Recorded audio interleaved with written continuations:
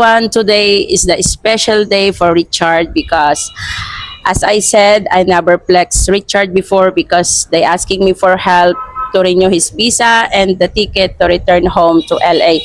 So, yes. Tita, kumusta? Okay lang. Paano niyo po na-meet si Richard? Na-meet ko si Richard kasi may isang vlogger na pumunta sa akin kasi nag-reach out naman ako sa kanya eh. Sabi ko, pwede kong maitulong. Ang maitulong ko, ang bahay. Pero sa pagkain, hindi ko pwede yun maibigay kung ano man. May pagkain ako, yun lang. Pero kasi ako, wala akong trabaho. Freelancer ako. So, pumayag naman sila. Kasi hinatid ito nung nakita nila sa embassy. Tapos may sugat. Nakagat daw ng daga. Hindi ko maintindihan. Pero sabi ko okay lang. Magstay, walang problema. Basta sa pagkain, i-support nyo. Pero, sinabi sa akin 1 week lang kasi para daw pagdating ng pension nito, makakaalis na. Sad stories, ang card niya hindi pwedeng magamit dito. Doon lang sa US. So, alarming na ako. Hindi sila nagre-reach out, pero ako nagre-reach out sa kanila kasi pagdating dito ng taong ito, as in, madumi, walang ligo, mahaba ang buhok. So, nang paghatid nila sa bahay, binigyan ako ng 500 dahil daw sa pagkain. So, that's it. Ang 500 na yun, what is 500? Nagstay sa akin si Richard ng 2 buwan. So, what is 500? Okay? 2 buwan. 2 buwan. Tapos, sabi ko, ipapagupitan ko ito. Wala akong pera. Kasi sinabi ko talaga, transparent ako, wala akong pera. Kasi wala akong trabaho. So, nag-send ng 200 for the gupit. Okay. So, pinagupitan ko. O, see, this is it. So, knowing na baka i-reach out nila yung tao, hindi ko na sila inabala. Pero darating na sabi ko, wala pa rin. So, nagre-reach out sila.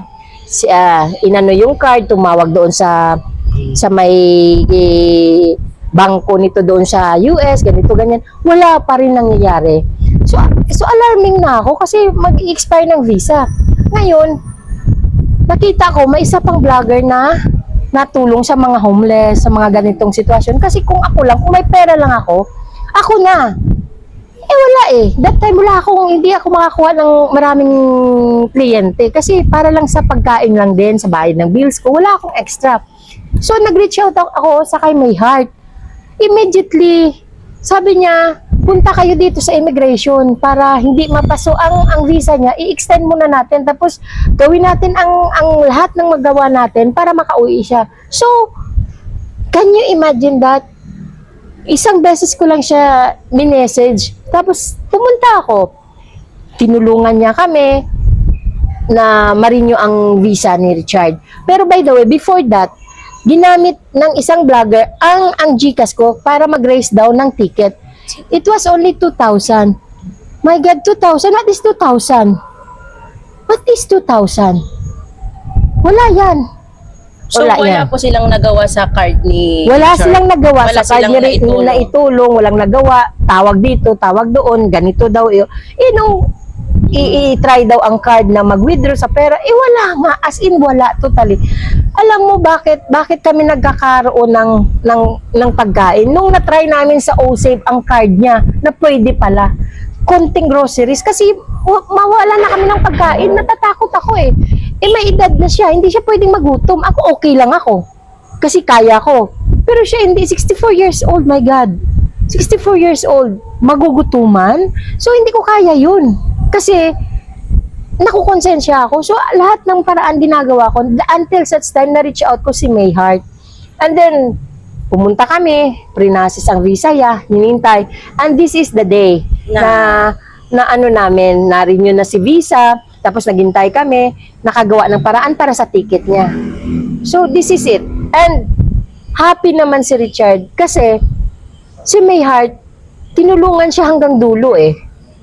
Kahit nga, pag sinabi ko, ma'am, papunta kami, walang pamasahe. Sige, mag-ano ka lang dyan. Nagbibigay siya sa akin. Hindi talagang kahit paano. Hindi niya inaano ba na, ay, bahala ka na dyan. At saka, personally, alam ko, sarili niyang pera yung binibigay sa amin. kahit nga pinapakain kami, sabi ko, okay lang yan, hindi dito kain ka kasi malayo kami eh. Pinapakain niya kami, sariling pera niyang ginagastos. Nahiya nga ako, sabi ko, alam mo, nahiya ako sa'yo kasi, hindi okay lang yung tita.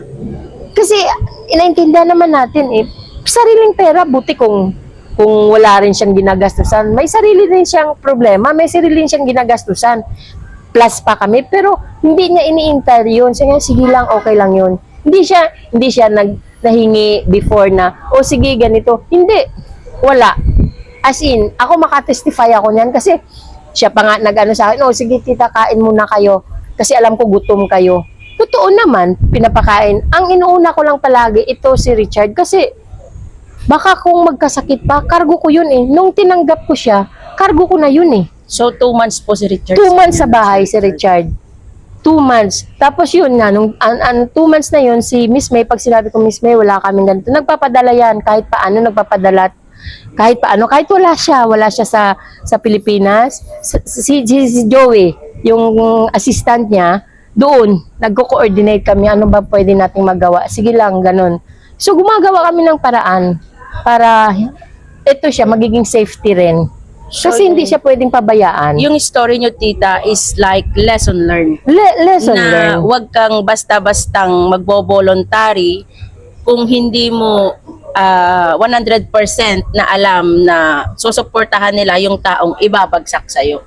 Hindi, kasi naman, in good faith ako Oo. In good faith, akala ko, diretso eh. Oo. Kasi ako naman, kung may pera ako, nothing yan. Pero wala eh. Sinabi ko na beforehand, Kasi yung sige, offer lang ninyo is is yung bahay. house. Bahay. Para hindi siya bahay, para hindi siya maging homeless, bahay, internet. So sabi ko, pagkain labas ako doon. Kasi hindi ko kaya Why eh. you're sad? You always crying. I've been like this when I ever since I was a child. I've been like this ever Sensitive since I kasi was siya. a child. Sensitive masyado. When Tapos ito pa pala. somebody does, Ang last, di ba may sugat siya.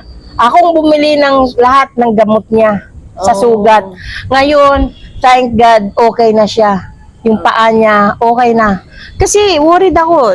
Sa ospital ako dati nagtatrabaho. So alam ko, sabi ko baka ma-infect masyado to. So, nagtiyaga ako doon. Sinong magtsatsaga sa nakanaknak na Sugat. paa, na sugat? Pero nagtiyaga ako doon. Wala, hindi ako nag-isip kung ano pa man. Ang gusto ko lang makatulong. Sana transparent ba ang pagtulong? So, yung nangyari po ngayon is walang nangyaring pagnanakaw ng content, panunulot. Wala, kasi akong nag-reach out sa iyo eh. Ni-reach out kita kasi kung hindi na rin yung visa niya, Oo. paano? Kasi binabato po kami ng mga tao na sinulot daw namin si Richard na makuha namin. Hindi totoo yun. Akong nag-reach out sa inyo. Kasi nababahala na ako. Kung ano pa man, sinabi ko nga kay Richard, alam mo ba yung ginagamit nila yung picture mo? Para maka-raise ng funds. Sabi niya, hindi ko alam yun. Kaya nagalit ako. Galit ako sa mga taong use ka. Kasi hindi pwede yun. Kawawa na mga kawawain pa. So, today is the final, Richard. It's time to book our Grab to go to airport. Airport. Yes. Are you happy? You wanna say something to Kuya Mash? Say something to Kuya Mas. goodbye, everybody. I want to come back one day. You will. Well, hopefully, God willing. Kuya Mas. Stay safe, stay awesome. God bless the Philippines. And say, God bless the Republic of the Philippines. Thank you, Mila. Thank you, May, William Mas. Thank you, Joey. Thank you to all who have helped me in this exciting yet trying time. But a lesson learned on my part, I need to bring more money. I need to plan ahead more. And I just need to do more, do my homework more, I should say. And Mila and I will keep in touch through social media. May and I will keep in touch also through social media, and also Joey and I will keep in touch. And because I have true friends here. And to all foreigners, would-be foreigners who plan on coming here, and you will be looked after. You will be cared for. You are not alone. These are good people. These are